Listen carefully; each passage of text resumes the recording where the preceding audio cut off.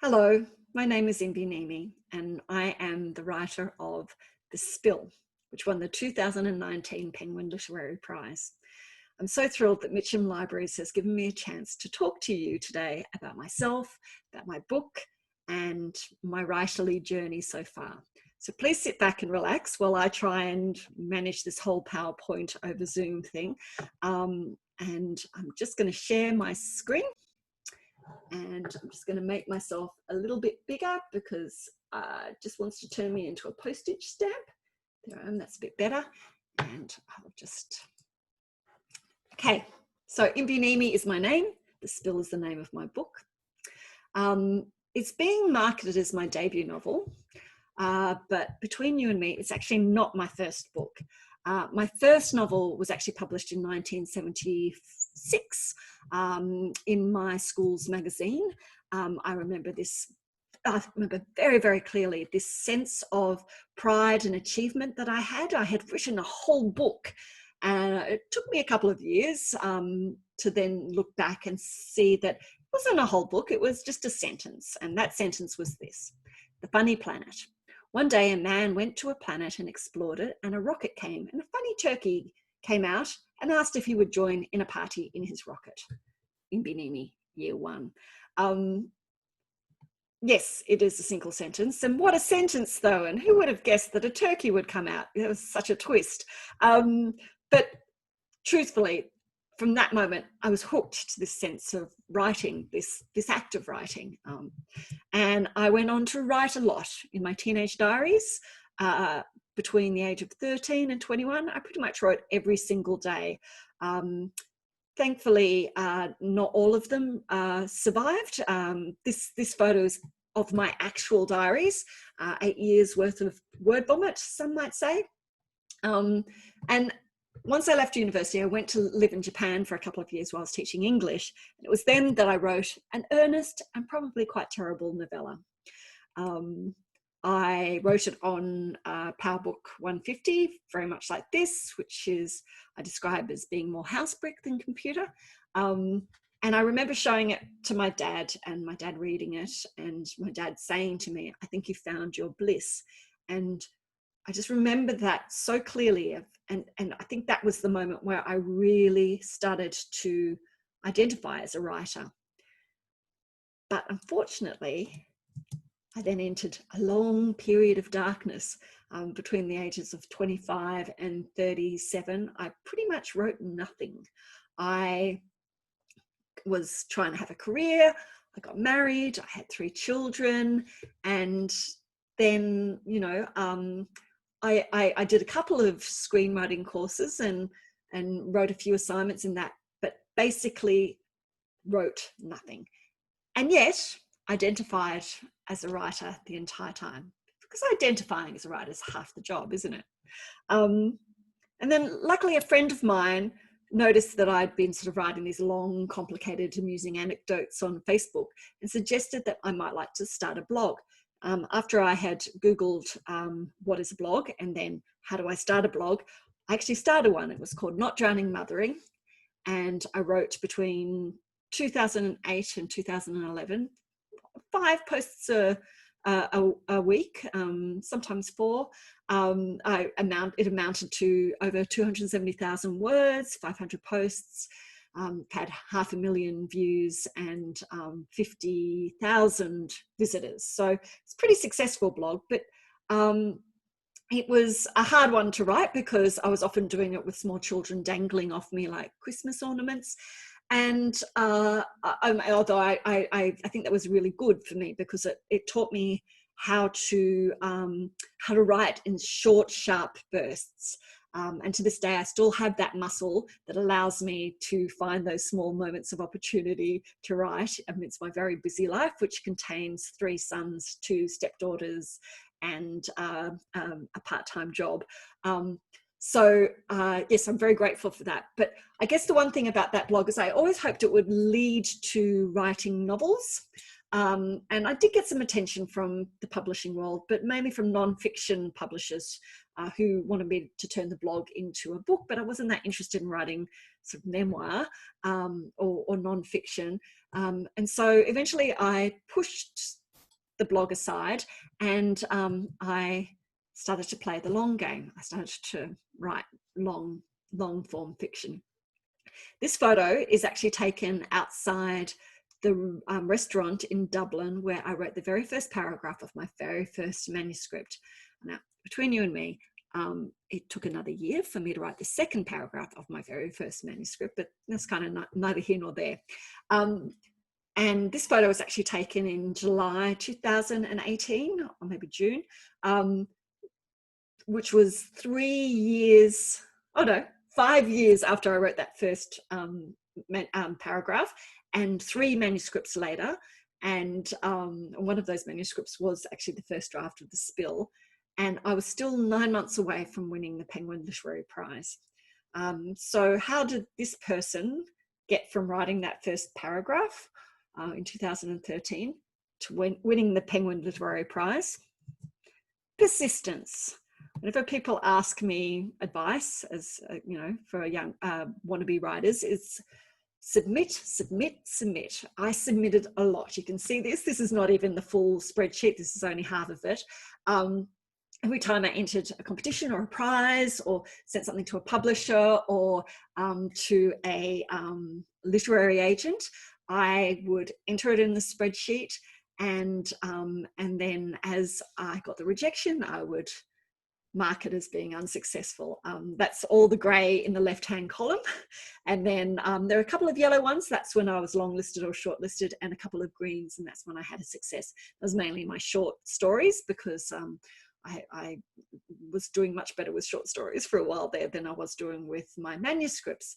But I just always I like to show this, because I think it's really important for people who are trying to get published or thinking about writing, that behind every success is 100 rejections. So persistence is the key.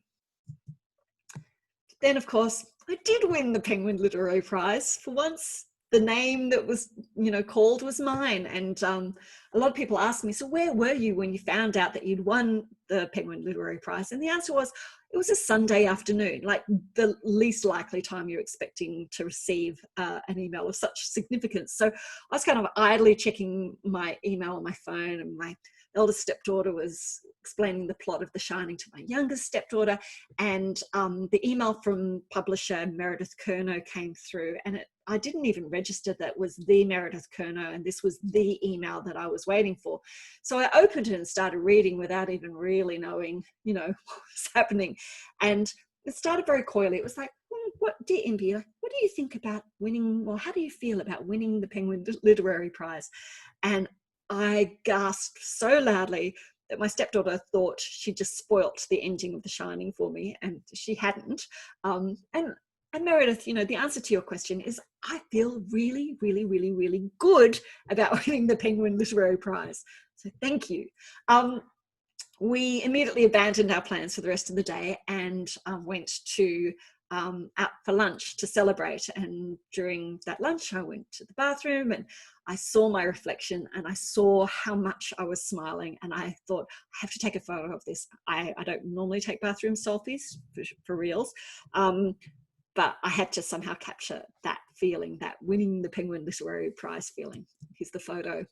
See, there's a lot of emotion kind of bursting out. I had to sit on that feeling there for a couple of weeks until the announcement was made. I flew to Adelaide on the 17th of March 2019 to be announced as the winner. I was just expecting to be on a stage and to wave and, I don't know, accept my crown and my scepter. But just as we were walking into the event, Meredith Kernow, publisher, turned to me casually and said, oh, do you want to say a few words? And I was going, oh, I'm not sure about this, and was going to decline. But then I saw this room was full of booksellers, and I thought, these are the people that I need to make them remember me, because they're going to be selling my books, my book in the future. So this is where my capital A author journey begins. So I said, yes, okay, I will make a few remarks. And I stepped up at the lectern when the time came, and babbled incoherently for like 7 days, although it was probably only, you know, a couple of moments, and then waved cheerily to the room like this and said, "It's nice to meet you all," in that tone of voice. Like, that is exactly how I said it. And then I stepped down and just, you know, became filled with regret. And my children still tease me all the time. "It's nice to meet you all." Anyway, so what happened next? I entered into a lengthy year-long editorial process. People are always surprised. They're like, "Oh, you won the Penguin Literary Prize. Surely there would be no work to do on it." And there wasn't anything big to do. You know, there was no structural changes. No, didn't get rid of any characters, or the story pretty much remained the same. But it was more like, you know, like I always describe it like a sound desk where you're mixing the levels and you're bringing up, you know, the level of one thing and playing down the level of another thing. So it was a really great process, but I'm not going to go into that detail now. I don't need to relive it at this point. I'm going to skip straight ahead to April 2020, when we were all in lockdown, and I'm starting to worry that my book won't come out, that the paper will be used for toilet paper instead of printing my novel. And a box came, and this is what happened. What's up there, Imbi? I think it's not. It's like Back to the Future. Hey, George, this just arrived. What is it? It's for you, Mr. McFly. It's for you, Mr. McFly. It's for you. What is it? What is it?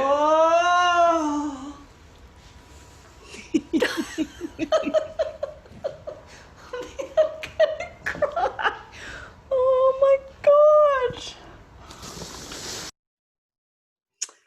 So yes, if you're wondering what it feels like to hold your very first book when you're almost 50 years old, that's how it feels. So now we come to the spill, this book that I have written and is now published. So the first question people ask me about this spill is, does it come with a free cup of tea? And the answer to that is no, sorry. And, you know, I'm sorry to break your heart, but you'll have to make your own cup of tea. Then the next question is like, well, what is it about? And that's always a hard question to answer. So I try to just sort of stick to the elevator pitch, which is no two sisters. Oh, which is not it. Okay, starting again. Whoop, reset. No two people ever experience or remember the same thing in the same way, especially when they're sisters. Phew, managed to get it right. And the other question that people love to ask is, well, where did you get the inspiration? And that's a really hard question to answer, because a book is like a, you know, the most complicated recipe you can think of. It's got so many ingredients. So if I had to sort of decide what was the defining ingredient, I think it was the accident I was in when I was 10, with my mother and my sister. And I remember looking at the car and thinking it was on its side and thinking, oh, look, car looks fine, we'll be able to drive it home. And then when we saw it later, I realized it was completely wrecked. And I think in a way, the accident was a bit like that for me. I was on the surface, not particularly hurt, a couple of bruises, you know, a couple of stitches, but the impact that that accident had on me as a person and how I then went on to experience the world was quite profound. And I am just always been interested in these really defining moments in a person's life where an incident, small or big, can have this profound impact on them. So I started to imagine two fictitious sisters and their mother in a car accident, a bit like that one, and then started thinking about who are they, where have they come from, where are they going, what happened next, why did the car crash? So that was the original idea for the book. So there are three main themes with the spill. There's sisters, the complexity of that relationship, such a fantastic fodder for storytelling. So much love and loyalty, but also miscommunication and misunderstanding. So a lot of good material there. Also very interested in exploring the idea of memory and how we kind of experience things one way, and then over time the memory of that gets twisted to suit the narrative that we end up telling ourselves. So we all fictionalize our memories to a certain degree. And the third thing was alcoholism. I didn't set this out to be a book about alcoholism, but through exploring a couple of the characters, it became a theme. And I was not wanting to be judgy, and alcohol is bad. It can be really bad for some people, but more that look at the spectrum of relationships that people have with the bottle. And then I also wanted to structure it like a giant jigsaw puzzle. So I am handing out the story to the reader one piece at a time from different parts of the puzzle, and slowly the reader is able to put together their own bigger picture of what's happened to these girls since the accident. So that's all I have to say about myself and the spill for now. Thank you for having me, Mitcham Libraries. I'll just stop sharing now, so you can see it's still me here. Yeah, thank you again for having me. Stay safe, everybody, and I hope if you get the book that you enjoy it. Thanks for reading in advance.